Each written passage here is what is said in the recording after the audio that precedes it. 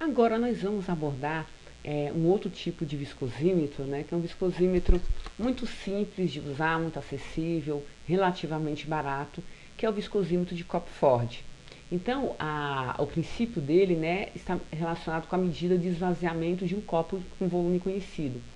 Então aqui a gente tem, né, eu vou mostrar depois um vídeo para vocês, mostrando o manuseio, né. Ele é um viscosímetro muito fácil de usar, né, de fácil operação, você já gasta aí volumes menores, aí em torno de 150 ml, e basicamente são aplicados para formas farmacêuticas líquidas, né, as formas farmacêuticas que consigam ter um escoamento. E aí ele vai vir com um conjunto de orifícios ali de vários tamanhos, 2, 3, né, e 4 são os mais utilizados para líquidos de baixa viscosidade, e ele tem orifícios maiores, que vai de 5 a 8 para líquidos com uma viscosidade um pouco maior. Então aqui nesse Cockford a gente ajusta o nível dele, e aqui embaixo a gente rosqueia, parecendo uns parafusos mesmo, diferentes orifícios com esses tamanhos. E aí, a depender do tipo de líquido, eu tenho que selecionar um orifício, acoplar, e você coloca o líquido, né, você fica geralmente com o dedo ali segurando, né, obstruindo o orifício, e com o cronômetro.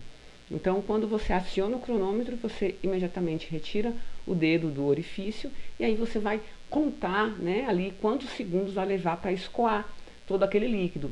Então, qual é o momento que eu vou parar o cronômetro? Na primeira ruptura. Então, mesmo se ele deu a ruptura e depois voltou, vai contar aquela primeira ruptura para a gente estabelecer como tempo. E aí a gente coloca numa formulazinha matemática que ela pode mudar de acordo com o orifício que foi utilizado.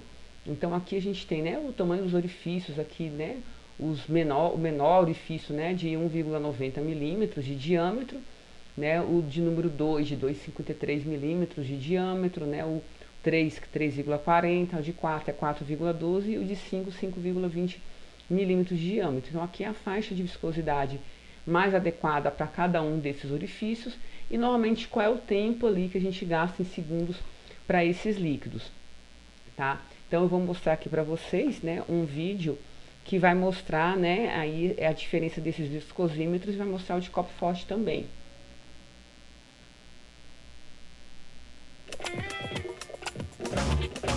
Olá amigos, hoje vamos falar sobre viscosidade.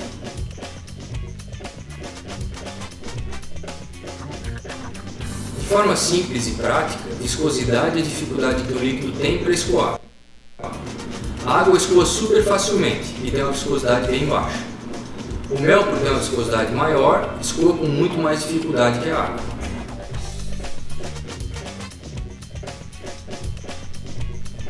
No desenvolvimento de um produto, a viscosidade é importante principalmente por dois motivos. Um por um motivo mercadológico e outro por um motivo técnico. O aspecto mercadológico fica por conta principalmente de uma questão cultural, porque as pessoas costumam associar viscosidade, o produto viscoso, com um produto concentrado ou de qualidade. Já o aspecto técnico está associado à aplicação do produto. Algumas vezes esse produto precisa permanecer mais tempo em contato com a superfície, por exemplo, numa parede ou um vaso sanitário, e exige que o produto seja viscoso, para escoar lentamente e permanecer em contato. Outro motivo também pode ser para estabilizar algum componente dentro da formulação, como no caso do perolizante, ou algumas emulsões também, que aumentando a viscosidade, aumentam também a estabilidade e o tempo de vida.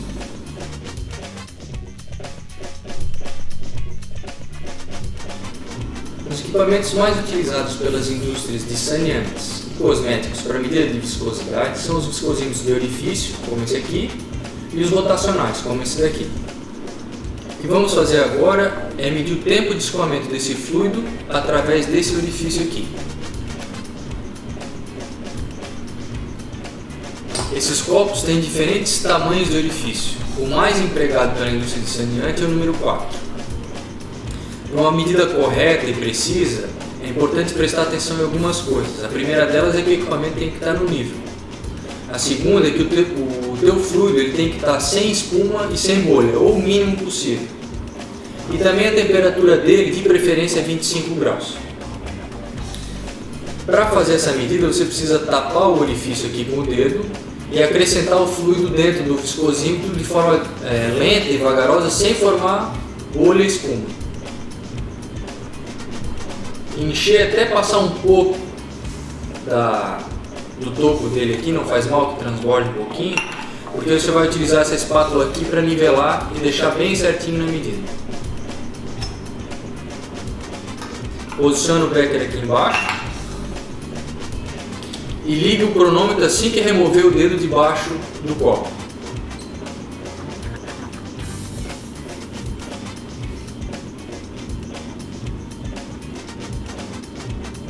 Você deve desligar o cronômetro assim que esse filete aqui de escoamento se romper. O primeiro sinal de rompimento deve ser desligado o cronômetro e anotado o tempo.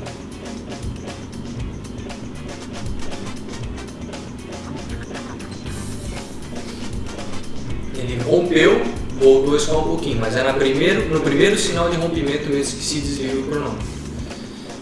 O fluido levou 2 minutos e 9 segundos para escoar. Acabamos de medir o tempo de escoamento do fluido nesse copo aqui. Agora, para determinar em unidade de viscosidade esse tempo em segundos em CP, centipoase, você pode usar a seguinte forma.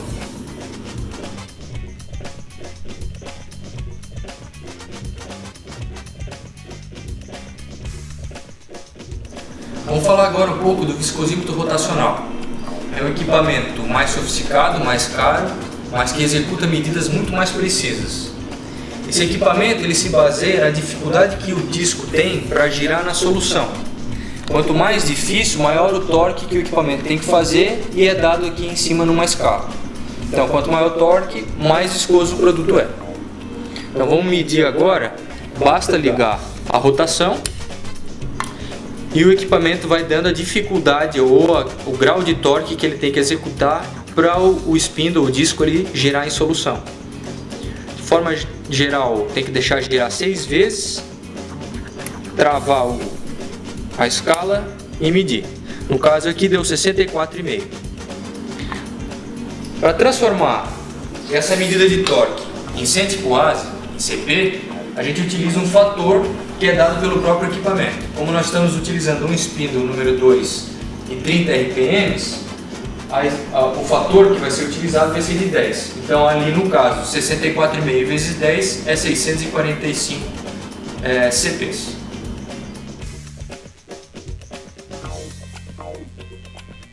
Ao medir a viscosidade, um dos fatores primordiais para fazer uma medida correta e precisa e comparar bem dois produtos é levar em conta a temperatura. Você não pode comparar produtos quando a temperatura dos fluidos estiverem diferentes.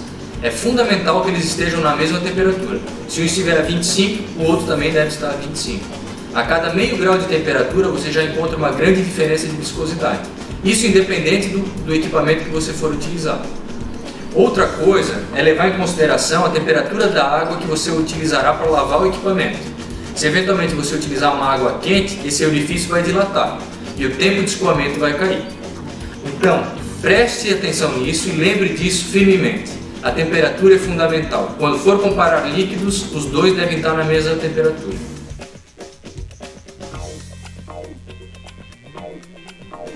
Se você se aprofundar no tema viscosidade, verá que nós tratamos aqui dos fluidos newtonianos. São aqueles com escoamento bem definido, como é o caso do lava-roupas e do lava-louças. Existem alguns produtos que não têm um escoamento tão bem definido, como o caso de géis e alguns amaciantes.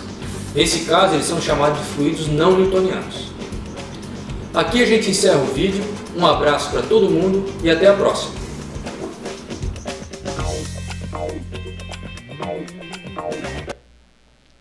Bem, então acho que esse vídeo ficou bem mais claro para vocês, né, verem como realiza, né, esse procedimento.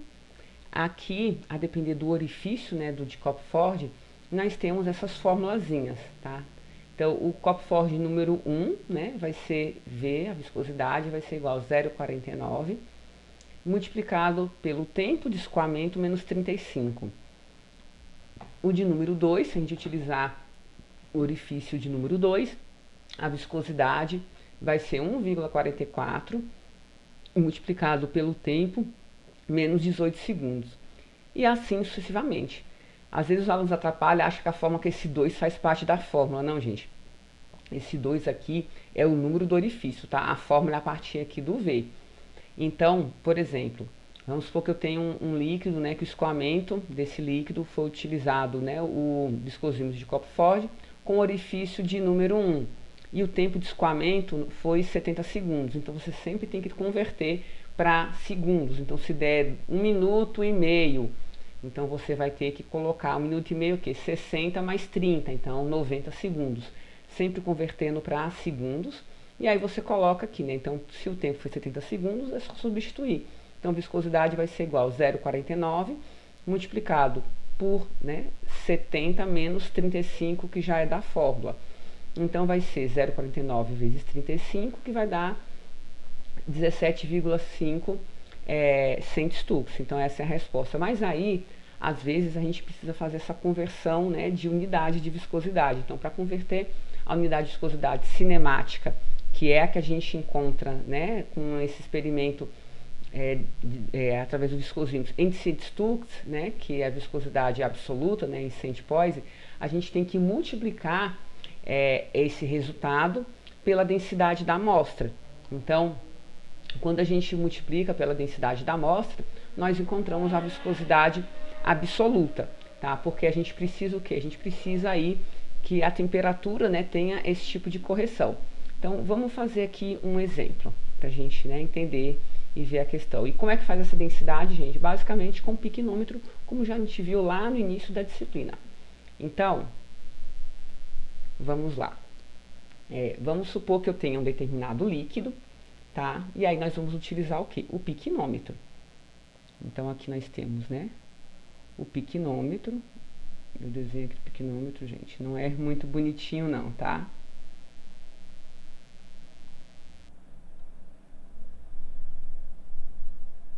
Então, eu vou fazer o que? A medida do piquinômetro vazio. Então, primeira coisa, eu vou medir o piquinômetro vazio, tá? E vamos supor que o piquinômetro vazio deu 30 gramas.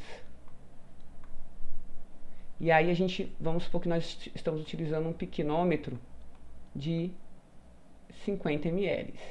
Então, aqui, esse volume é fixo, tá? Então, vamos supor que aqui é um piquinômetro de 50. E aí, o que a gente vai fazer? Eu vou colocar água nesse piquinômetro, tá?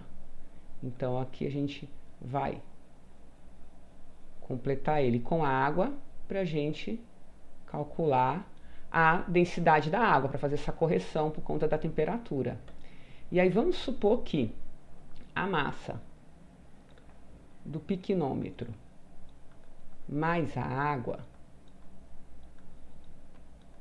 foi de 82 gramas.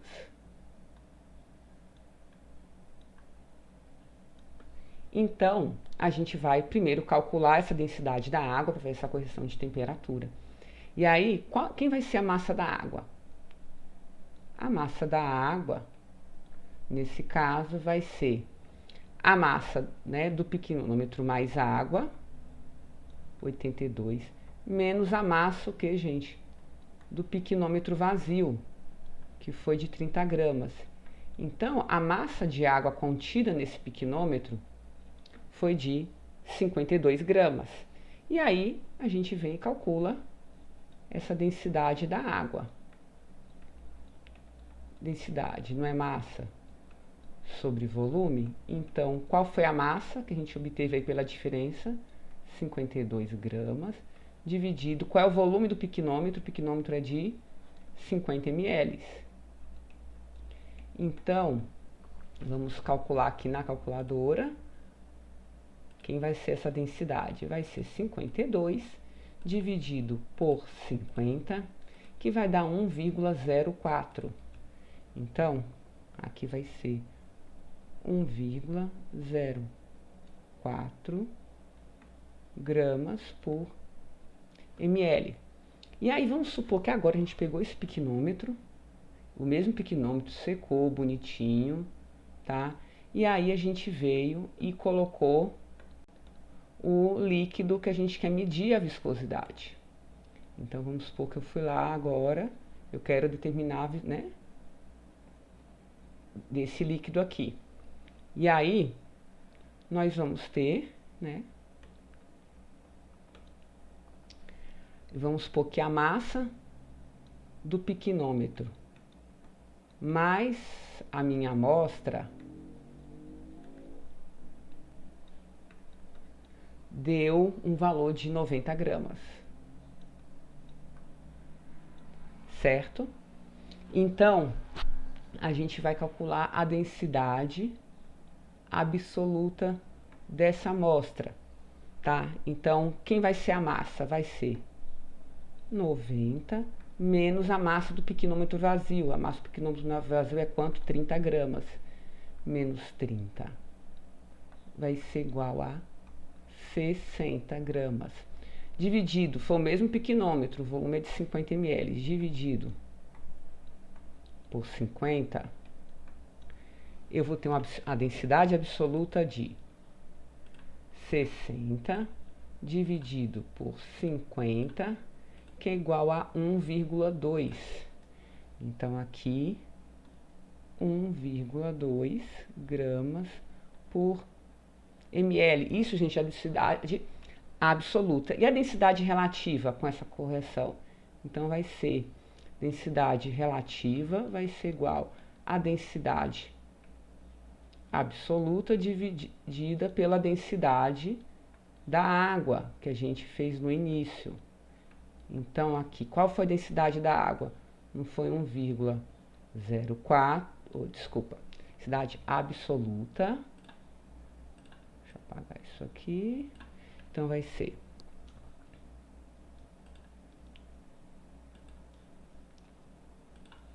Então, vai ser 1,2, que não foi a nossa densidade absoluta, dividido pela densidade da água, 1,04. Isso aqui vai dar quanto? 1,02 dividido por 1,04 vai me dar um valor de 1,16 aproximadamente, tá? Então, aqui nós temos o valor de 1,16 gramas por ml. Aí, a gente agora vai fazer a conversão. Deixa eu pegar esse azul, não, vou pegar aqui o preto, fica melhor.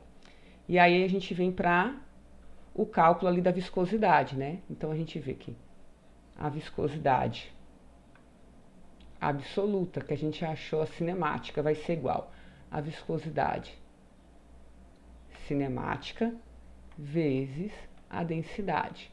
Então, a viscosidade absoluta vai ser igual. A gente não achou lá que foi 17,5 vezes essa densidade aqui que nós calculamos, 1,16. Então, a viscosidade absoluta, aí a gente vem e faz essa continha aqui.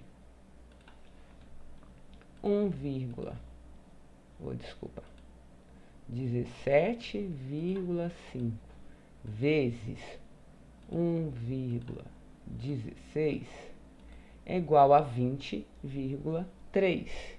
Então, aqui vai ser 20,3 centipós. Então, é assim que a gente faz, né, essas conversões, utilizando, né, o dado aí da viscosidade, tá? Bem, aí na próxima aula a gente continua.